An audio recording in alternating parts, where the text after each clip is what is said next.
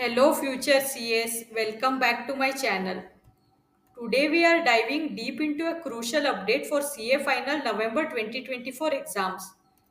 The chapter wise marks allocation and key exam points for direct tax laws and international taxation as revealed in the recent Success at CA exams BOS update. This information is gold for anyone aiming to score high in this subject, as it not only tells you which chapters carry more weight but also highlights what you should focus on to is the exams. So if you are ready to optimize your study plan and boost your chances of success, let's get started.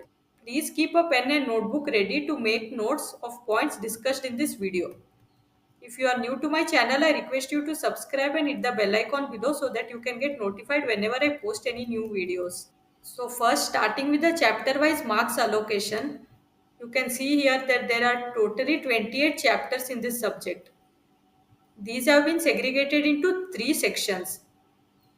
So section 1 comprises of 40% to 45% of weightage. This is further divided into two parts. So section 1 part 1. This consists of chapter 1 to chapter 9, and the weightage allotted to this is 20% to 23%, that is 24 marks to 26 marks. Now coming to section 1 part 2. This comprises of chapter 10 to chapter 12. The weightage allocated to this is 20% to 22%, that is 22 marks to 24 marks. Now coming to section 2. This comprises of chapter 13 to chapter 20. The weightage allotted to this is 20% to 30%, that is 24 marks to 34 marks. Now coming to section 3. The weightage allotted to this is 30% to 35%, that is 34 to 40 marks. And the chapters under this is chapter 21 to chapter 28. Now coming to some key exam points. Go through the statutory and judicial updates applicable for November 2024 exams. These are available on the BOS portal. The notifications and circulars issued till 30th April 2024 are applicable for the November 2024 exams. Ensure that all your answers are based on the latest amendments applicable for the exams. For questions relating to judicial rulings, you must mention the issue involved, provisions applicable, give analysis and conclude appropriately. For descriptive question, presentation is important. Stepwise markings are allotted. You have to clearly substantiate with the provisions of the law. Key aspects of the provision has to be mentioned. Write the question numbers correctly. Do all the subparts of a question at one place itself.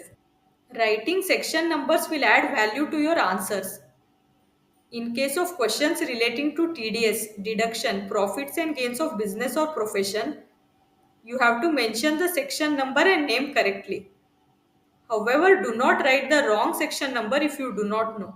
If any information is not given in the question, and if that information is crucial for computation of answer, you must make necessary assumptions.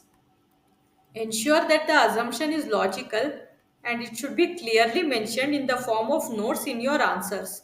That's it for today's breakdown of CA Final Direct Tax Laws and International Taxation Marks Allocation and key exam points from the BOS update. I hope this helps you in structuring your preparation more effectively. Remember, knowing where to focus is half the battle won. If you found this video helpful, don't forget to like, share the video. Subscribe to my channel and also hit the bell icon for more insights and updates on CA exam preparation. Stay focused, stay prepared, and keep pushing towards your CA dreams. All the best for your exams, and I will see you all in the next video.